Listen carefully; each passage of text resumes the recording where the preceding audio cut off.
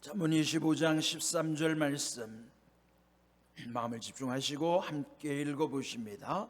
충성된 사자는 그를 보낸 이에게 마치 추수하는 날에 얼음 냉수 같아서 능히 그 주인의 마음을 시원하게 하느니라.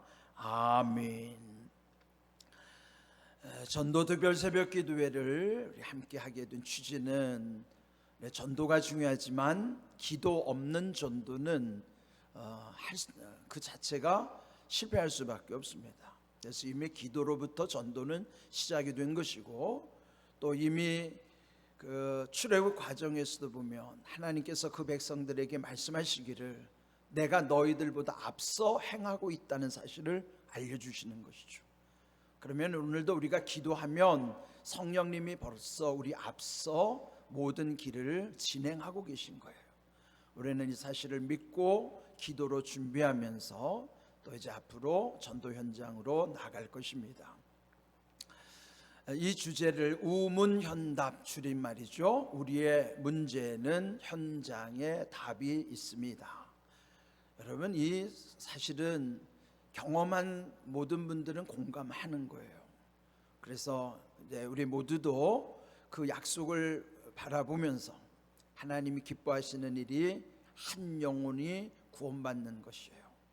그런데 그 하나님 아버지의 마음을 오늘 이 본문에 담고 있어요. 읽어보시면 충성된 사자는, 여기 사자라고 하는 건 보냄을 받은 자, 그 사자는 영어로 말하면요, 그 메신저예요. 메시지를 가지고 가는 사람. 그 메신저, 또 그거를 오늘날 국가에 적용하면요, 한 나라를 대표해서 그 다른 나라로 파송을 받는 대사에 해당하는 거예요. 그러면 충성된 사자, 즉 일꾼, 메신저, 또 외교관으로 보면은 그 대통령의 특사와 같은 것, 그런 중차대한 임무를 하나님 우리에게 맡기신 거예요. 그래서 충성되다고 하는 건 믿음직하다는 것이죠. 하나님이 우리를 믿을 수 있기 때문에 충성된 메신저들로, 사자들로 보내셨는데, 그러면 우리를 보내신 그 하나님 아버지께 그 충성된 사자는 어떤 역할을 하는가? 마치 추수하는 날에 얼음 냉수 같은 존재다 하는 거예요. 여러분, 추수하는 날이 얼마나 더운지요. 저도 어릴 때 저희 외할머니를 따라다니면서 그 농사 짓는 현장을 경험했거든요. 그런데 여러분, 목이 가랄 때는요, 다른 음료수보다도 냉수가 최고예요. 그런데 여기 추수라는 의미는 누가복음 10장 2절, 우리 전에도 나눴던 말씀인데 한번 같이 읽어보겠습니다. 이르시되 추수할 것은 많되 일꾼이 적으니 그러므로 추수하는 주인에게 청하여 추수할 일꾼들을 보내주소서 하라. 근데 예수님 말씀하신 거예요.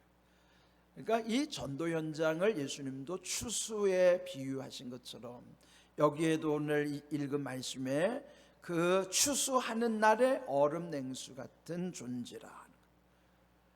무슨 뜻일까요? 이 추수라고 하는 것이 전도 현장이라면 전도 현장에 나가는 이들을 통해서 하나님은 오늘 우리에게도 말씀하시는 거예요. 하나님의 마음을 시원하게 하는 사람들.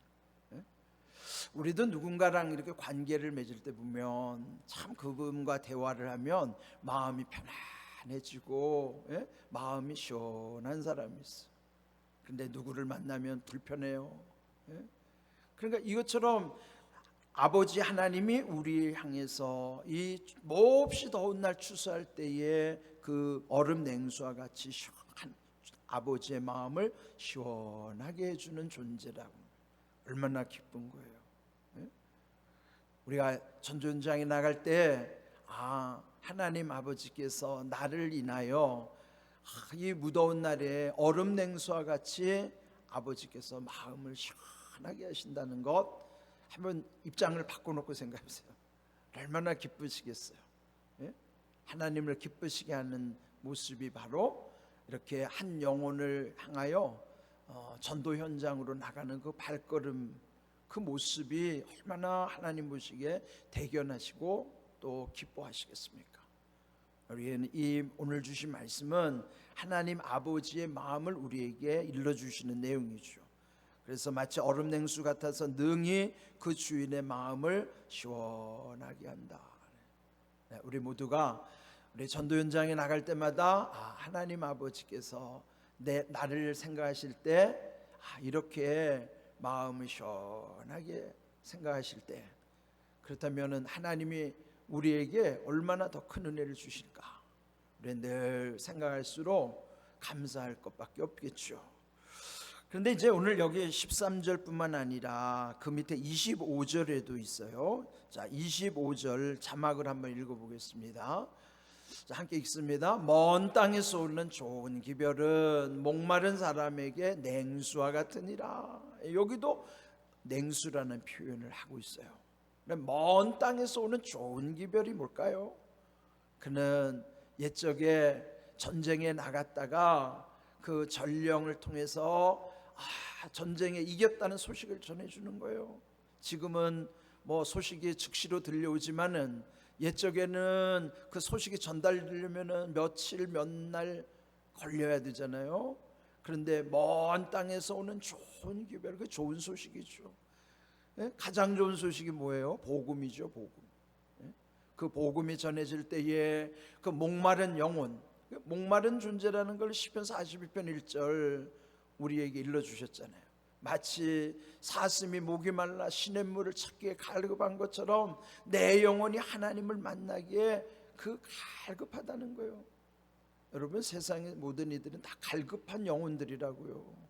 그 갈급한 영혼들에게 복음이 전해지게 하는 것, 그것이 곧 마치 목마른 사람에게 냉수와 같다는.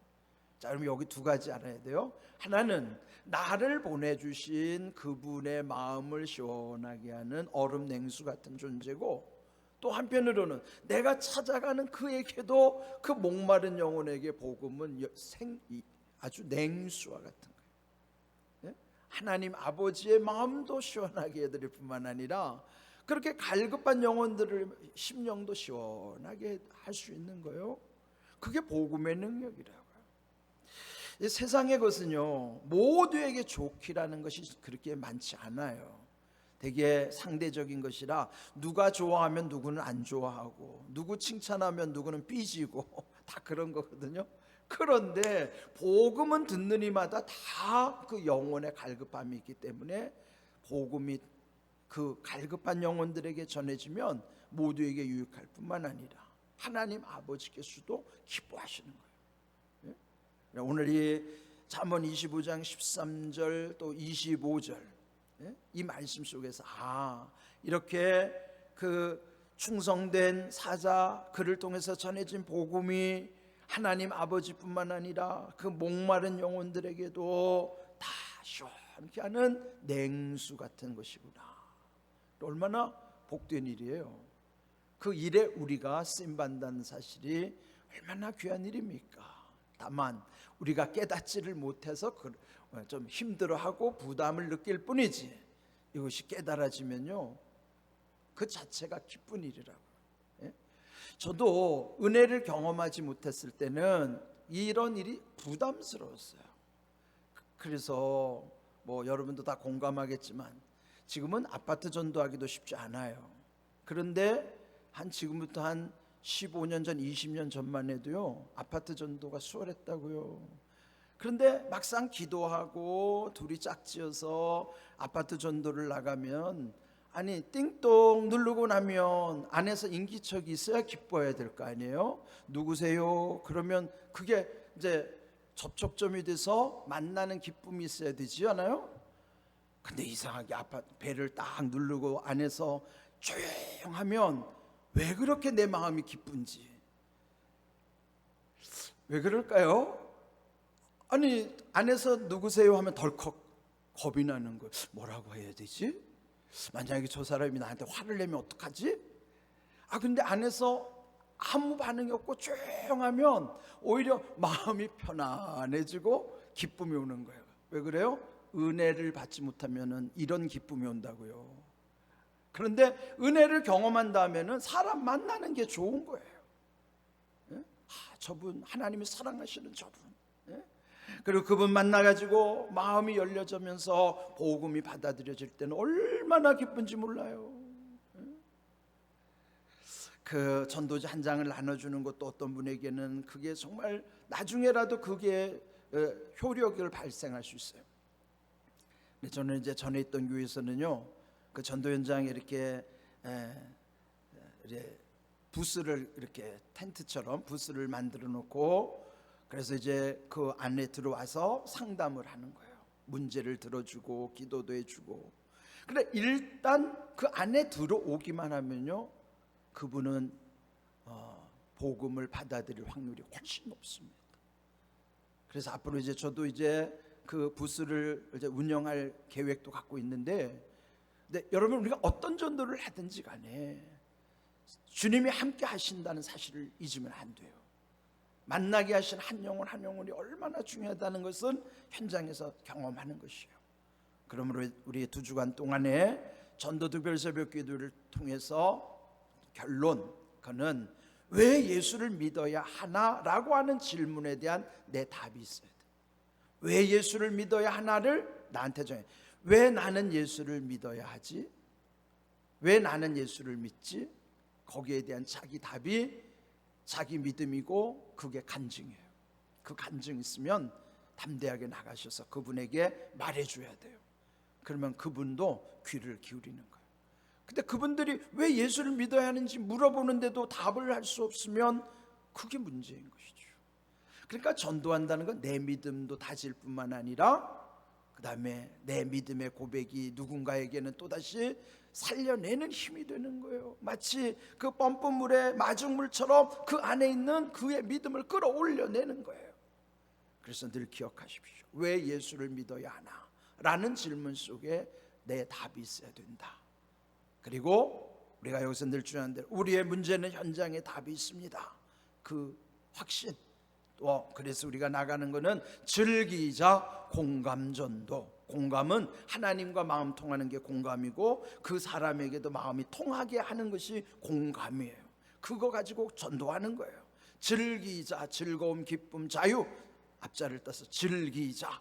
그는 우리 전도의 자세고, 그리고 마음 통함을 가지고 전도하는 것이 공감 전도예요.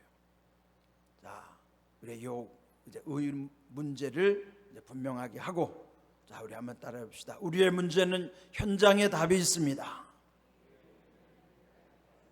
분명하게 하셔야 돼요. 그 다음에 즐기자 공감 전도. 이거 결론이에요. 이게 이 전도 특별 새벽 기도를 통해서 3가지 말씀드렸어요. 왜 예수를 믿어야 하나? 2번째, 우리의 문제는 현장에 답이 있습니다. 3번째, 즐기자 공감 전도.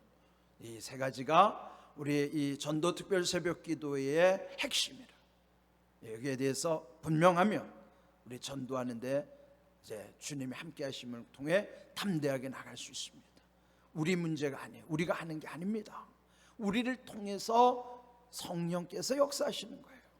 그 믿음 가지고 우리 매일 공감전도단이 활력을 얻고, 또 성령께서 앞서 모든 일을 이루심을 믿고, 우리는 모두 전폭적으로 우리 총괄팀을 중심으로 또 양대 교구의 단장님들, 그 밑에 또 각 팀장님들, 그리고 우리 모두가 한마음 한뜻 돼서 이 모든 일을 이룬다면, 오늘 주신 말씀처럼 우리를 보내신 하나님 아버지 더 그냥 마음을 시원하게 하실 뿐만 아니라 목마른 그들에게도 그 냉수와 같이 시원하게 하시는 놀라운 은혜가 있다는 것 기억하십시오.